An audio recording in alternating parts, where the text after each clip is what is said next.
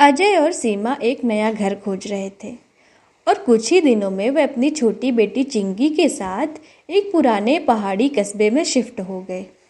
उन्हें एक पुराना लेकिन सुंदर सा घर किराए पर मिल गया और घर की खास बात थी एक पुराना बड़ा शीशा जो ड्राइंग रूम की दीवार में फिक्स था।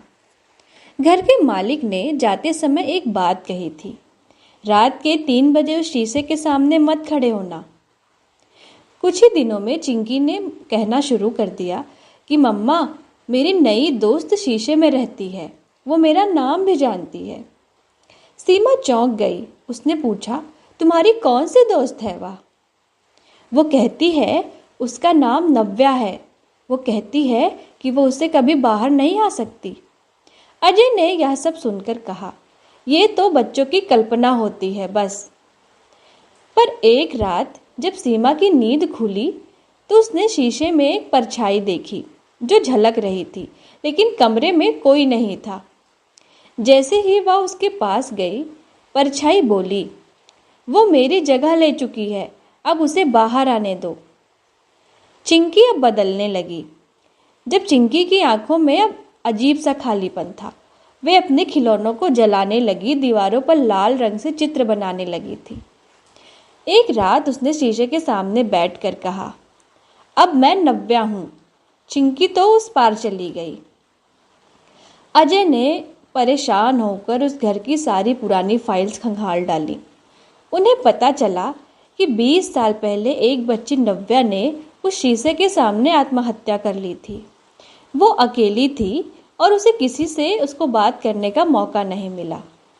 उसकी आत्मा अब उसी शीशे में कैद हो गई थी और अब वो किसी नए शरीर की तलाश में थी।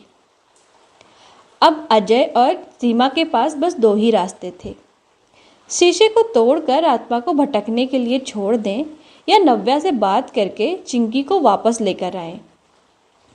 उन्होंने दूसरा चुना। सीमा ने शीशे के सामने जाकर नव्या से बात की और बोली, तुम अकेली थी लेकिन तुम अब अकेली नहीं हो। चिंकी तुम्हारी दोस्त है, पर तुम उसे छोड़ दो। मैं तुम्हारी कहानी सबको बताने जाऊंगी, सबको बता दूंगी। नव्या की आत्मा धीरे धीरे शांत होने लगी। शीशे में चिंकी दिखाई देने लगी। घबराई हुई थी लेकिन होश में थी। अगली सुबह घर के शीशे में कोई परछाई नहीं थी। चिंकी ने कहा, वो अब मुझसे अलविदा कह चुकी है, और वो मुस्कुरा भी रही थी। अजय और सीमा ने उस शीशे को हटवा कर मंदिर में दान कर दिया।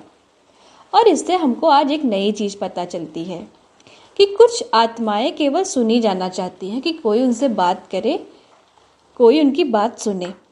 अगर हम डर के बजाय उनकी बात को समझें तो शायद हम उन्हें शांति दे सकेंगे। अगर आपको ऐसे ही और कहानियाँ सुननी है तो मेरे चैनल कलरव को ज़रूर सब्सक्राइब करें, शेयर करें और लाइक करें।